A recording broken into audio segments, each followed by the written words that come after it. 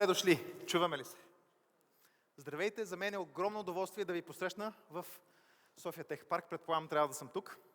По план трябваше да започнем ударно с първата презентация, но тъй като, както знаете, на всяко събитие има едно дежурно закъснение, за да могат хората да дойдат, сега ще ви представя следващият говорител. Следващият говорител е един от най-вдъхновяващите хора, с които съм се запознавал. Дълги години съветва някои от най-големите компании в света. Съветвал е CEO-то на Volvo, Световната банка, Microsoft, Volkswagen. И това, което разбира в един момент, след като води различни лаборатории по трансформация и иновации, осъзнава, че много от тези думи са просто високопарни думи, а в крайна сметка нямат много голям ефект. Искам да ви представя един човек, който след 50 години в целия свят решава да дойде в България и да се посвети на развитието на нашата мила страна.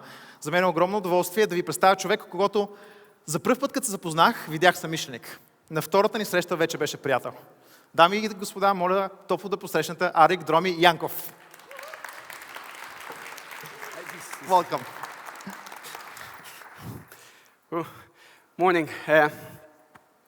Said before, I didn't know what I'm going to actually talk about today until this morning. So when I look at my hand, is because I wrote the topics that I'm actually going to talk about. I have no idea what Nanail said about me, so I hope it's a good thing. I was asked to talk about experience and why do we experience? How do we experience? What's the meaning of an experience? And I swear a lot, so sorry for that. So how the fuck do you fold that into a 15 minutes conversation? It's impossible. Experience is not something you talk about. Experience is when you go outside and when you feel it. That's going to be the case, by the way. Experience is when you come to someone and touch your shoulder. I mean, the meaning of ET over there is we touch. How often do we touch people? The first thing I saw when everyone came this morning, raise your hand if you took a picture of the table, the space table with the food. Raise your hand if you did it. Shame on you. Right? That's what you do. You are looking at life through a screen. It was Cesare Pavese. He's a great, great Italian poet. In 1950, he says, "We do not remember days, we remember moments." 1950, before Instagram, before smartphones, before Snapchats. Think about how do we see moments today. We take the phone and we take a picture of a moment. Is that how we observe life through the phone? What makes a great moment? Because think, you don't really remember yesterday. You remember the moment you had yesterday. I remember that a taxi refused to pick me up free place because I tried to pick up a taxi from a place that it was known as a gay bar. I had a meeting over there. They refused. It's Bulgaria, 2025. I remember yesterday that I went into a restaurant and says, "I'm sorry, we are fully booked. If you don't have reservations, you cannot come in." But I remember a waiter says, "Hey, we do have a place. Let me take a chair and take it out." I don't remember anything except these three things that actually happened yesterday. This is what experience is all about. That's how we actually experience. See, I told you I need to look at the hand. And to really understand that, we need to go back in time. I need to go back 51 years to the moment I was born and I was first placed on my mom's bosom. That's the first memory I have as a human being. Obviously, my body remembers it, I don't, but that's the first memory we have. We tend to think that my wife is a musician and saying music is a universal language. Yes, I study quantum physics. Physics and numbers are universal language. But I would like you to reach a hand next to you and hold the person next to you in the hand. Do that. Remember, they're sweaty, there is some disinfection over there, corona doesn't exist. But I want you to try to feel that. Touch is the first universal language that we learn as human beings. That's what we are coming to the world for. You can leave, if you can keep the hand if you want, but it's okay to let it go.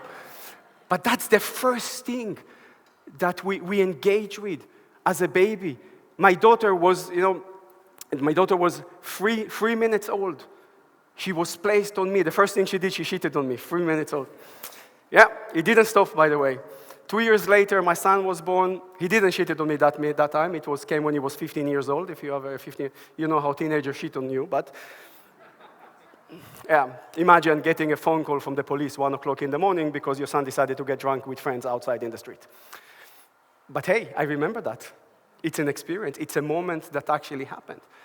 How do we, when we walk around and say, that moment touched me, that moment moved me, what do we actually mean? How do we capture that? How do we translate that? How do we take it beyond the pixel, beyond the screens? Think about what a great piece of music can do to you. Think about, go back in time to your first kiss or your first love. How did you felt then? What did it do to you? How did you experience that? I mean, I would like for the rest of the time that we have, I would like to ask you for something. Don't give me your attentions. Don't focus. Don't sit straight. Don't be polite. I mean, first, I don't want your attention. It's cheap. Everyone is competing on it. I don't want to compete with everyone else. I want something more meaningful. I want your coherence. Coherence is something that happens when every one of our senses is aligned with our intention, with our perceptions of reality. How often do we feel coherent when we are sitting in front of a screen, when we are engaging with other people? We had just the conversation before I went on stage, we talked about the power of conversation. How often do we have conversations that actually touched us, that are not flat, that are deep, that are meaningful? I mean, I spent last year breaking my head against the wall. I got like a very interesting task. Without mentioning the name of the company, they asked me to come somewhere between strategy and creative director for a big company. And I spent 8 months trying to convince them that we don't need chief marketing officer in the company anymore. Marketing is dead. Sales is dead. We need chief engagement officer. Because engagement is what we can relate to. Engagement is something meaningful. Engagement is something that we carry with us. I mean, the best company in Bulgaria to describe of a great engagement is happy. You don't need to like the food, right? You don't need to like the food, but the fucking engagement is great. It is great. And it creates loyalty and people going back and the company build out of engagement. It's not really a restaurant anymore. It's a social gathering. And when you walk around and look at who sits in Happy, it is a social gathering. And that's the power of engagement. I mean, great technology and great experiences, they don't inform us. They actually form us. And that's the difference between seeing a picture with your eyes and seeing a picture through pixels. Again, I'm going back to the hand. But I shook some hand, and one of the things here got deleted. Engagement, by the way, was the middle finger, which represents a lot. I mean, I read this article about Starbucks this morning. Starbucks has a new competitor from China. It's a Chinese company that has Starbucks has 8,000, the light is killing me, by the way. Starbucks has 8,000 branches in China. This company also has 26,000 branches in China. And the Chinese company is moving now to the US. But Starbucks is a great example for a ritual, that a company that was able to create a ritual, engaging ritual. How did a company convince millions of people around the world that it's better to leave home, to wake up early, to leave home early, to stand in traffic, to stand in line with other people, to get the shittiest coffee compared to what you can get home for free? How did Starbucks become a ritual? How did McDonald's became a ritual? Ritual are one of the most meaningful tools we have to create experiences. Think about the tools that actually endure time. Books, they endure time. People don't read them, but we still make them, right? Books endure time. A deck of cards endure time. What's the difference between, a hammer and a ring? They are both tools. But the ring is a ritual. A wedding ring is a ritual. My wife, she carries in her wallet a coin. It's a $2 Australian dollars. It's just very unique look coin. We picked it up in Australia 10 years ago.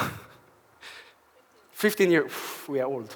15 years ago, we picked it up in Australia. Now, the 2 cents doesn't mean anything to anyone. I'm not sure if the currency is still in rotation. But she keeps it in the wallet because we got it as a change when we sat in a fantastic restaurant in Bondi Beach. And every time you take this out of your wallet, you actually remember. It's becoming a ritual to take the coin out of the wallet and remember that experience. Now, I mean, these things that we get in, what's the ritual when we finish the event? What do we do with them? We cut them off, we throw them away to the garbage. Now imagine creating an experience that this become part of our collection. That's what people will actually remember when they move. You have to think about experiences not as something that, it's not something that happens to me.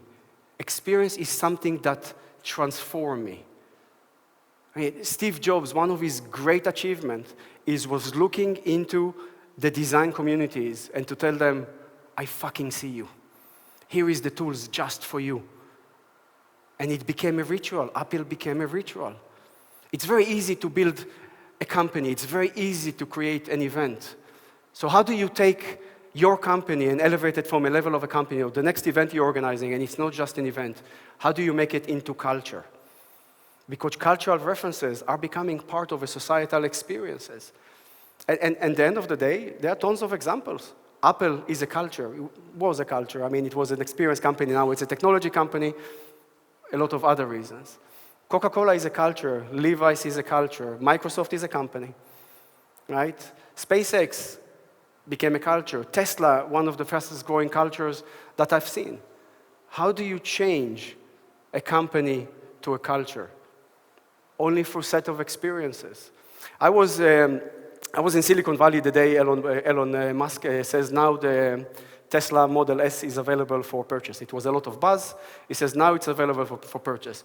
I was in a back seat of an Uber with a friend when my friend went on Twitter and actually pre-ordered a Tesla Model S. How many car companies or products can do that today? And that's what people are talking about. There is a great book by Todd Rose called The End of Average, talking about a case that happened for a Google employer. She was a customer representative helping people to put Google ads. She spent 3 hours with a guy that owns a garage, the car mechanic. You cannot say that the conversation was an intellectual conversation. She spent 3 hours to explain to him how the computer works and how he can go online and put a Google ads. And in the end of the 3 hours, she asked him, anything else, sir, that I can help you with? And he said, yes, I'm hungry after 3 hours. I would like a pizza.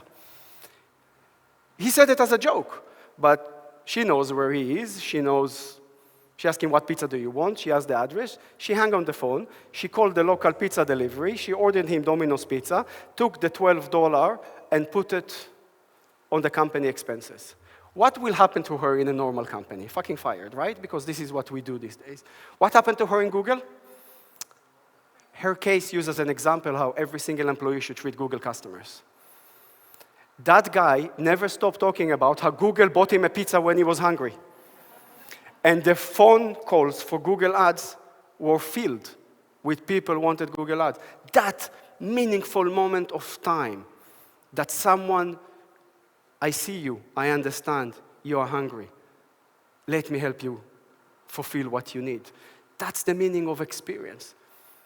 I mean, the restaurants that we came in yesterday, and they says if you don't have any invitations, you cannot go in. It wasn't any fancy restaurant. It was in the center of Sofia.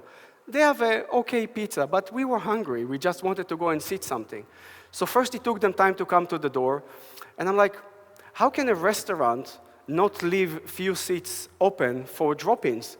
How will new customers will ever hear about this place if you're sending them away? And then I step back and I says, but fuck, this place has a lot of stars in Google. Why are we not complaining about bad experiences? Where we cross a certain threshold that we accept bad experience. Why is not complaining that T Market look like a flea market? Right? At least at my neighborhood. We became somehow, oh no, we cannot. If I would say today to anyone, I would like to touch you. Oh, you're a fucking sexual predator. Because words are being categorized in the wrong places these days. And we need to step away back. I mean, a lot of the reasons that we left Western Europe and moved to Bulgaria is because people are authentic here. People are not mask. If you're doing something stupid, someone will say you are stupid. Yeah, I see the time. They're saying that you're stupid. But authenticity is another major aspect of what makes great experience great experience. And you plug it into almost the last part of what the experience is identity. I mean, the biggest secret of companies that are competing with attention that they don't tell you is when you say, I remember, they think of it as a passive action. But memory is a reconstruction. And the action of reconstructions immerse you back in the experience. Memory is an identity in slow motion. And when experiences are being embedded inside your memories, your experience will live forever with the people. That's the power of great experience. Steve Jobs says once that design is not about how things look and how things feel. Design is mainly about how things actually operate. How do they behave? And behavior is the biggest aspect of any experience. Experience connects us to one of the oldest substances in the universe, 350 million years. It's called serotonin. Literally, it's 350 million years old, that substance. But we became very much addicted to dopamine. See, experience is not about making you addicted. Great technologies, great experience is not about addiction versus, the opposite of what so many companies are trying to make us addicted to everything today. Great experience transform you, help you to see who you are on the other side. Great experience doesn't scatter you, they gather you. Great experience makes you be a whole again with yourself. They don't fragment you, they put you back together. So next time that you are organizing an event, next time that you launch a new product, a new service, a new play, ask yourself, when users are going to look at that or going to go through that, is it going to scatter them or is it going to gather them? What you want to take from every experience that you create is not what users think about the brand. Fuck that, that's very cheap. What do they think about themselves? If you get that, you created a culture. I'm on time, that's it.